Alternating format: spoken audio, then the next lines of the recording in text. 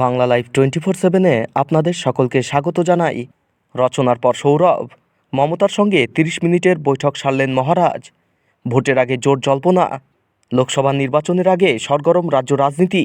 একটার পর একটা চমক লেগেই রয়েছে। ইতিমধ্যেই চুলচেরা বিশ্লেষণ শুরু করে দিয়েছে রাজনৈতিক বিশ্লেষকরাও। সদ্যই বড়সড় ঝটকা দিয়েছেন কলকাতা হাইকোর্টের প্রাক্তন বিচারপতি অভিজিৎ গঙ্গোপাধ্যায়। আর তারপরই সৌরভ গাঙ্গুলিকে দেখা গেল নবান্নে। তবে কি ফের কোনো নতুন খবর? বুধবার ফের একবার উত্তপ্ত রাজ্যের রাজনৈতিক মহল। দুপুর গড়াতেই হঠাৎই নবান্নের গেট দিয়ে ঢুকল সৌরভ গাঙ্গুলির গাড়ি। প্রায় আধ ঘন্টা ধরে চলল আলাপ আলোচনা।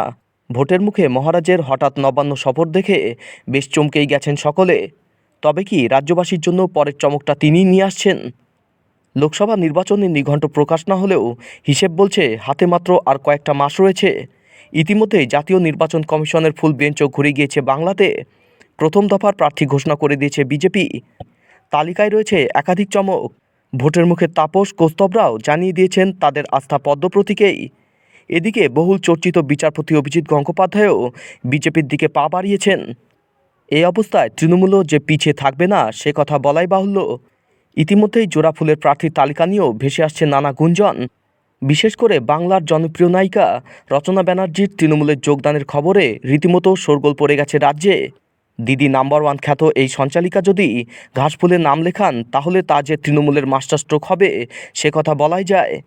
এই জল্পনার নিষ্পত্তি হতে না হতেই নয়া জল্পনা শুরু করলেন প্রিন্স অফ ক্যালকাটা সৌরভ গাঙ্গুলি। যদিও তাকে নিয়ে জল্পনা নতুন কিছু নয়। ফি বছরই কখনো বিজেপি আবার তৃণমূলের সঙ্গে যোগ দেওয়ার গল্প শোনা যায়। এর আগে যখন মুখ্যমন্ত্রীর সঙ্গে তিনি স্পেন সফরে গিয়েছিলেন তখনও একবার তৃণমূলের যোগ দেওয়ার গুঞ্জন শুরু হয়। এমন পরিস্থিতিতে সৌরভ গাঙ্গুলির নবান্ন সফরকে বেশ তাৎপর্যপূর্ণ বলেই মনে করছেন রাজনৈতিক বিশ্লেষকরা।